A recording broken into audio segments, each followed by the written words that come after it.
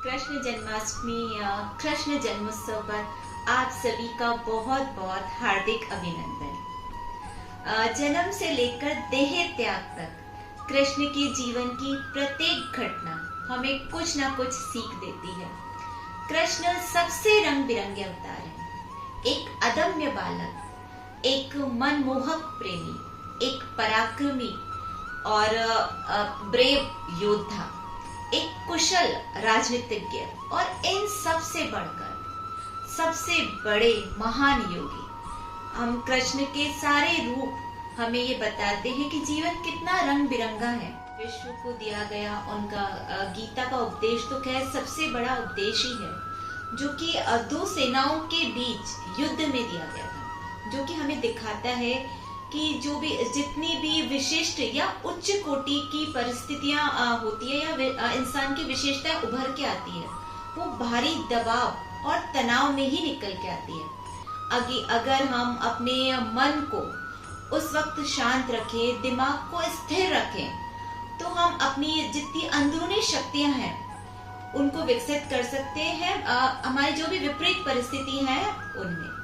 तो आज मैं आपको श्री कृष्ण के जीवन की ऐसे ही कुछ प्रमुख घटनाएं और ऐसे ही कुछ प्रमुख सीखें जो कि बहुत ही महत्वपूर्ण है, जो कि हमें बताती है कि जीवन कैसे जिया जाता है। जीवन का मतलब ये नहीं है कि आपका जीवन स्मूथली चलेगा। जीवन में सुख दुख आएंगे ही, संघर्ष तो रहेगा ही।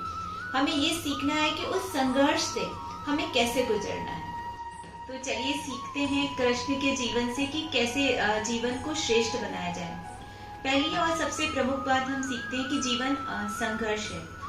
चाहे आप भगवान ही बनकर क्यों ना आए, आपके जीवन में सुख दुख लगा रहेगा। कृष्ण भगवान के जन्म से लेकर उनका पूरा जीवन संघर्ष में रहा है, लेकिन उन्होंने ये सिखाया कि हमें उनकी गुजरना कैसे। उनकी मुस्कान कभी नहीं गई, चाहे वो युद्ध भूमि में थे, चाहे कालिया वध कर रहे थे, चाहे वो पूतना वध कर रहे थे, चाहे कंस को मार रहे थे।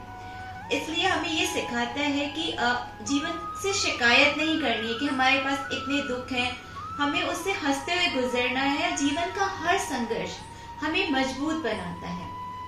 कृष्ण भगवान तभी बनते हैं जबकि आप जीवन संघर्ष से निर्लिप्त होते हुए, आप उसमें कर्म करते हुए भी निर्लिप्त रहते हैं और अपनी मुस्कान, अपनी सौम्यता बनाए रखते हैं। जहाँ आपको कठोर होना पड़ता है आप कठोर होते हैं। कृष्ण वध भी करते हैं, उन्होंने शिशुपाल का वध किया है, कंस का वध किया है, पर उनकी सौम्यता, उनकी मुस्कान, उसी रूप में हम उनको याद करते हैं। उनके जीवन की दूसरी सीख ये है कि आपको बिल्कुल सादा जीवन जीना चाहिए और अपने शरीर का बहुत ध्यान रखना चाहिए। कृष्ण हमेशा माखन मिश्री खाते हुए प्रकृति के करीब पाए जाते हैं। कभी यमुना के किनारे बंसी बजा रहे हैं, कभी गायों के साथ है, कभी गोवर्धन पर्वत के साथ है।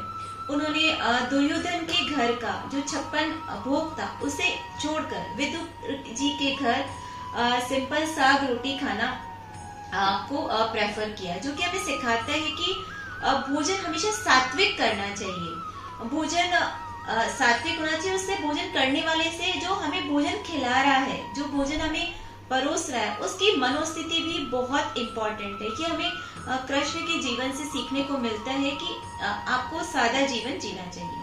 कृष्ण के जीवन से तीसरी प्रमुख सीख हम ये सीखते हैं कि जो भी हम पढ़ाई कर रहे हैं, सीख रहे हैं, वो केवल किताबी ज्ञान नहीं होना चाहिए, रचनात्मक होना चाहिए। कृष्ण भगवान ने संदीपनी के मुनि के आश्रम में जो शिक्षा प्राप्त करने गए थे, तो 64 कलाओं में पारंगत हुए थे, जिसमें नृत्य, गायन और एम्ब्रॉयडरी करना, फूलों को कैसे इस प्रकार डेकोरेट किया जाता है, वाद्य यंत्रों को कैसे बताया जाता है, इस प्रकार की बहुत सारी कलाएं थी, जो कि उनके संपूर्ण व्यक्तित्व को एक अलग ही आभा प्रदान करती है। उसी प्रकार अगर हमारे को भी पढ़ाई करना है, तो पढ़ाई के साथ साथ हमें प्रैक्टिकल नॉलेज होना बहुत जरूरी है। एक हम उनसे, कृष्ण भगवान से सीखते हैं कि उन्होंने अपने जीवन में हर रिश्ते को बहुत ही इम्पोर्टेंस दी है, बहुत महत्वपूर्ण भूमिका दी है। चाहे वो मित्र का रिश्ता था, गुरु शिष्य का था, गोपियों के साथ था, माता पुत्र का रिश्ता था, या फिर वो जब गीता ज्ञान देते हैं, या उनका द्रौपदी के साथ जो मित्रता का रिश्ता था, उन्होंने हर रिश्ते को समान रूप से इम्पोर्टेंस दी है, तभी तो हम कृष्ण के हर रूप को, मित्रता के हर रूप को, रिश्ते के हर रूप को हम पूजते हैं, उनका अनुकरण करते हैं। तो ये हमें बताता है कि हमारे जीवन में रिश्तों का कितना महत्व है। हमें अपने जो भी रिश्ते हैं, हमें अपने पूरे दिल से निभाना चाहिए। उन्होंने अपने गुरु से भी, संदीपनी गुरु से भी रिश्ता पूरा दिल से निभाया। जब उन्होंने शिक्षा ग्रहण कर ली तो उन्होंने उनके पुत्रों को लाके दिया। इस तरह से हम सीखते हैं कि जीवन में जो भी रिश्ते हमें मिलते जाते हैं, आते जाते हैं, या जिनको हम बनाते हैं, और उसके लिए हमें अपने पूरा 100% देना चाहिए और पूरे दिल से उन्हें निभाना चाहिए। कृष्ण बताते हैं कि शांति बहुत बड़ी चीज है। उन्होंने महाभारत का युद्ध टालने के लिए, शांति बनाए रखने के लिए एक राजा होते हुए एक साधारण दूत बन के जाना स्वीकार किया। उन्होंने बहुत अनुनय विनय की, शांति के सारे रास्ते उन्हें अपनाए। उन्होंने हर किसी को कहा कि जिस तरह से भी शांति हो जाए उसका रास्ता अपनाए। उन्होंने ये बताया कि शांति बहुत जरूरी है। और एक सीख हमें सीखते हैं कि उन्होंने आपसी अपने जो मतभेद थे उनको अगली पीढ़ी तक नहीं जाने दिया। ये बात बहुत कम लोगों को पता होगी कि जो कृष्ण के पुत्र थे, उनका वो दुर्योधन की बेटी को पसंद करते थे और उन दोनों का विवाह हुआ था।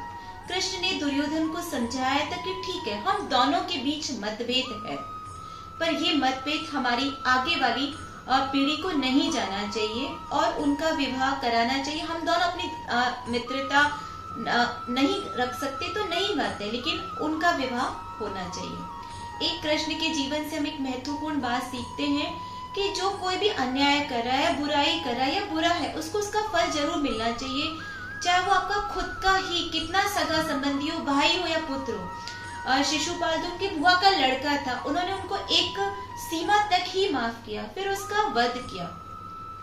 कृष्ण भगवान के रहते हुए द्वारकापुरी नष्ट हो गई थी, उनके पुत्र आपस में ही लड़ते हुए मर गए थे।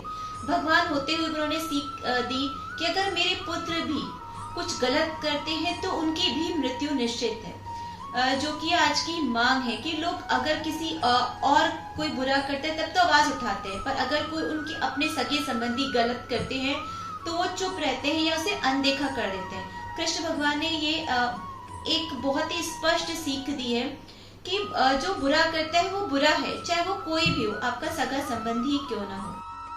कृष्ण के जीवन से हम एक बहुत ही महत्वपूर्ण सीख सीखते हैं कि नारी का सम्मान करना चाहिए। नारी का सम्मान सबसे इम्पोर्टेंट चीज है। कृष्ण भगवान, चाहे वो गोपियों का प्रेम था, चाहे वो राधा का प्रेम था, चाहे जब उन्होंने द्रौपदी से मित्रता की, हर जगह उन्होंने नारी को सम्मान किया।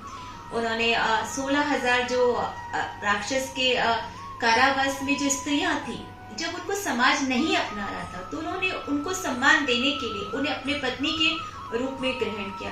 चाहे वो महाभारत के युद्ध के बाद गांधारी का श्राप भी क्यों ना हो, उन्होंने गांधारी को सम्मान देने के लिए उन्होंने वो श्राप भी ग्रहण किया। उन्होंने महाभारत के युद्ध में सबको ये प्रमुख सीख दे दी है कि अगर जहां नारी का अपमान हो रहा है, अगर वहां आप चुपचाप खड़े रहते हैं, अगर अपमान करते हैं तब तो आपको उसका फल भोगना ही पड़ेगा, पर जहां किसी स्त्री का अपमान हो रहा है आप वहां चुप रहते हैं, चाहे वो भीष्म पितामह थे, चाहे द्रोणाचार्य थे, तो अगर वो चुप रहे तो उसे आपको उसका फल भोगना ही पड़ेगा।